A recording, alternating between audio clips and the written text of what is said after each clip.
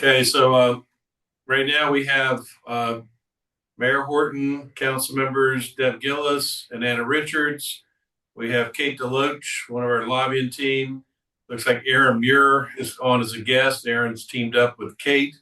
We have Frank Derfler, Sue Miller, and look, it says Leslie Maid. I'm assuming that's Lee Young. So that we have seven panelists, five attendees. So with that, why don't we go ahead and get started with Kate? Kate, do you want to go ahead and start with your update? Sure. Well, we've been focused a lot this week on getting ready for everyone's visits next week. So we are working on both the group meeting schedules for Florida Keys Day as well as the individual schedules in collaboration with Ryan and your team. So I think we're going to have a pretty good both individual schedule and group meeting schedule for everyone next week. And we are looking forward to seeing everyone. We're also, and I think Ryan and Angela can echo this, we are hearing budget rumblings and folks are giving priorities. So subcommittees are going to be meeting next week, and I would expect we will have some additional information on the budget at that point. But Ryan, I'll let you jump in if I'm saying anything inaccurate. You're not. I think that the common sense around Tallahassee right now is that we were hoping for allocations to be done and published next week. So really that budget process could begin in a normal cadence. There's always, rumors in Tallahassee about where the budget is. I think that we might not make it next week, which means you'd push till week 5, which puts you at a little bit of a disadvantage in terms of finishing on time. But there's still an opportunity for them to come together over the weekend and get everything done. Week 4, beginning formally the budget process. So I think we'll end up getting there.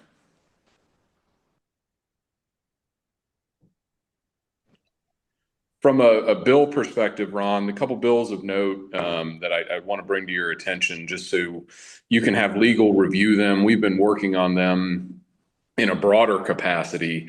The first is House Bill 105, dealing with local government actions. The genesis of the bill is effectively to have local governments follow the ordinances that they adopt.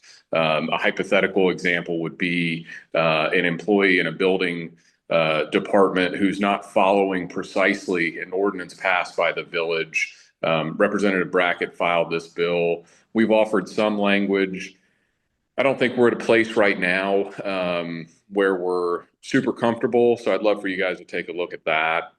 The second bill is Senate Bill 526, dealing with public works, public construction projects. There are some provisions in there that were a little bit disconcerting to me from a recovery standpoint from local governments being able to recoup liquidated damages against a contractor in the case of a delay. Those are two that moved through the process this week that we've been paying particular attention to. There are a multitude of housing bills. Senate Bill 48 is one of those housing bills by Senator Gates, deals with accessory dwelling units. There was an amendment placed on that because the bill language said that a local government couldn't prevent an ADU from being constructed. And so they're obviously in the Keys that would create significant issue. So there was a carve out there in that bill as well. What else happened this week? Cybersecurity liability has been a topic of discussion this week. A couple years ago, the legislature put in play effectively a prohibition on local governments paying ransom if you were held hostage, if you will, from a cybersecurity attack. We've walked back some of that language, but there are two cybersecurity bills. Again, just love your input on. There's a list that I'll send to you all afterwards, Ron. So I have one in particular I'd like to bring up, and that's the HB 1085, SB 576 for a local security program. Mm-hmm. We had grants for that, and they were supposed to make decisions in July, and they still haven't made one on whether they're going to award them. So I think, are you familiar with FLGISA? Yes. Yeah.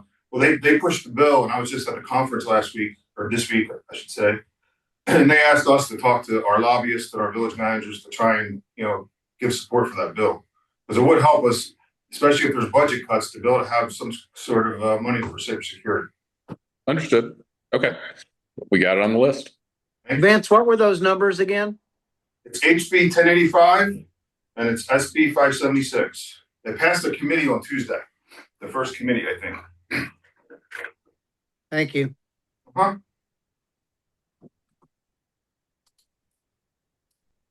Thank you.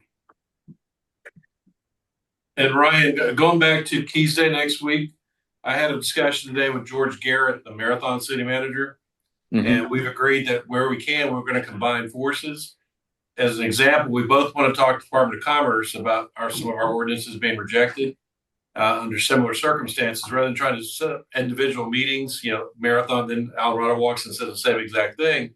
Wherever we can coordinate with Marathon, and I think Kate shares some common ground with several of the entities down here in particular. So wherever we can team up, and then also I had a discussion with Peter Rosasco with Key Largo Wastewater, same situation where like we'll go see DEP, since our interests are aligned, rather than having separate meetings, he's going to get his lobbyist Cynthia Henderson to assist too. So I think if maybe you or Kate can reach out to the other lobbying teams and just see where we can join forces, because it's difficult to get appointments, especially when everybody else is up there. And so wherever we can team up, we're willing, because I don't think we have anywhere where we conflict with them. And if so, we'll work it out. So we want to team up. And so they're setting meetings up too. Like, so rather than doubling and tripling up, however we can coordinate with the other entities for the Keys, I think it'd be helpful. No, I appreciate that context. Happy to do it. We will obviously work together. And yeah, that sounds good.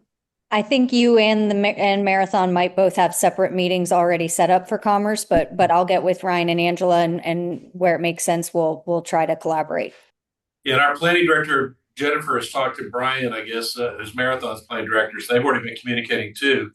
And once again, we may still have separate meetings if we need to, or maybe we'll both go to both of them and get a different take on them. But wherever we can, and DEP is mainly about the consent order, but also we want to talk about funding also. So even within the agency, we may want to have one meeting with somebody to talk about policy, for example, the consent order, another one to talk about funding, because that's going to take a lot of money for wastewater going forward. So we may want to start the process with DEP about funding. So sometimes they're same agency, different people. So we may want to have more than one meeting on different subjects.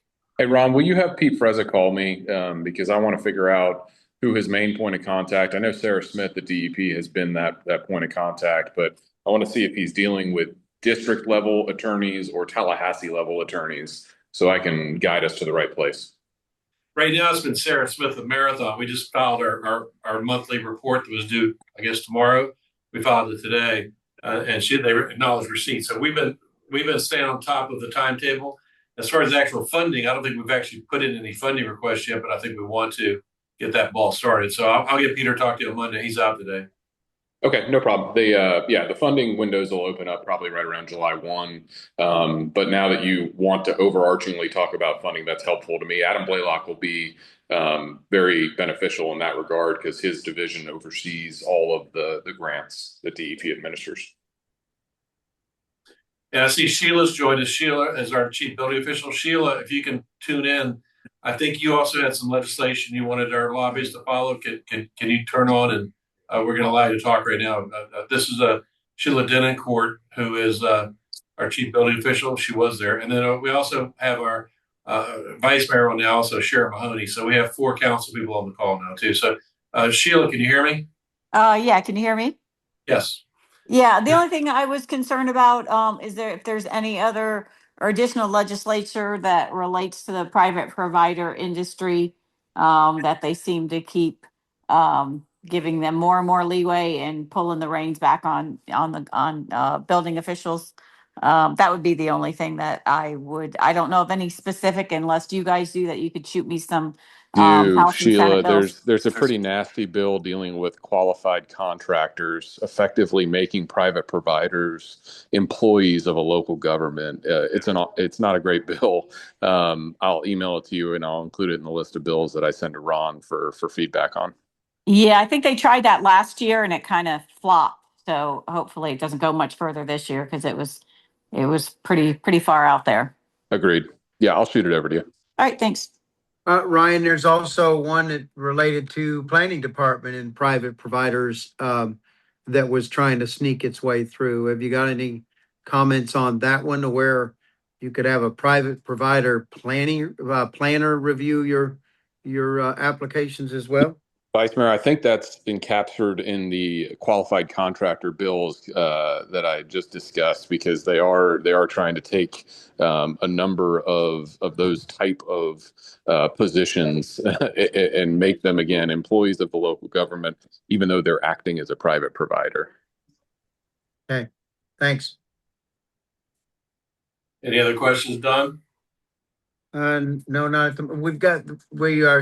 I'm sure we're still looking at the glitch bill 180. Is that moving along okay too, or is that stalled again? So far stalled. The Senate version of that bill, Senate Bill 840, has not moved. The House version is very different than the Senate version as it stands right now. And I'm not quite sure that the House is going to push their version. There has been no indication they're willing to do so. So I think that's certainly on our topics to discuss while we're in Tallahassee. Thank you, Ryan. Deb, do you have anything? Raise your hand if you want to speak. No, Deb, do you- I'm good. okay. Anna, do you have anything to bring up? You have to unmute. No, I've talked to Kate personally myself, so I'm good right now. Okay, we have Vice Mayor Mahoney. Do you have anything you want to bring up or ask any questions? If you do, you have to unmute. Well, like I said, I'm working on it. No, I'm good. Hey, finding that unmute button's difficult. I'm good. Okay, so make sure. Thank you. And- okay, and I'm looking. We also have. It looks like Lee Young's on. Lee, you're on as a guest. Do you have anything to add about maybe Keys Day or anything? Where is she? Right there. That's a yeah. Where it said Yeah. Let's see. Lee, can you hear us? Yep, can you hear me? Yep. Oh, great picture, by the way. Oh, yeah, thanks. Well, today we are making some progress on finalizing the group meetings, and I'm happy to say that they're moving along, and Kate is helping me, and we're doing well, but obviously everybody's schedules are still fluid. So I think hopefully by late Tuesday we'll have a solid schedule for Thursday, but everything else is looking great. We're pretty excited about the event Wednesday and Thursday night. Okay. Any questions for Lee? Don, you're muted currently. I'm sorry? No, we're just saying if somebody asked when any questions for you. I'll be up there Monday, so I'll stop by the office and I think I have an appointment with Jim on Tuesday, but I'll come by and see you on Monday. Yep. Okay. Wednesday and Thursday we're Jim is booked solid. Actually, he's got committees and he's presenting bills, so he's going to be out of the office a majority of the day. But we'll see how I'll be there, and we're going to have breakfast in the morning on Thursday there at Jim's office. So everybody's welcome to come by and swing in and say hello. But he's going to be quite busy both those days, unfortunately. Yeah, thanks again for your help in setting things up. It's going to be a busy week, so we appreciate it. No Okay, Aaron, are you there? You want to talk? Hey, John, we're on the legislative call. You didn't want to be on it, did you? I'm good, Ron. I think Lee and Kate have covered everything related to Florida Keys Day. Okay, well, okay, we're almost done. Thanks. Sorry, that was our attorney, John Quick. Whenever the attorney calls, I take his call, but he just wanted to get an update. Sorry about that. What'd you say, Aaron? I missed it. No, I said I'm good. I think Kate and Lee have covered everything related to Florida Keys Day, and just looking forward to being up there with everyone next week. Great. Okay, it's only 4:14, so we have some people that are guests. I believe Frank Durfler's on. Frank, did you have anything to ask or add? Frank, are you there? Right? Okay. I lost you, Ron. I'm sorry. No, I was asking if Frank Durfler had anything to add. I'm looking at the the attendees. So since it's only 4:15, I figured if we take a couple of minutes to see if anybody else had any questions. Is Frank Durfler on? Frank is, but he said he's good. No Okay. questions. Sue Miller, do you have anything to add?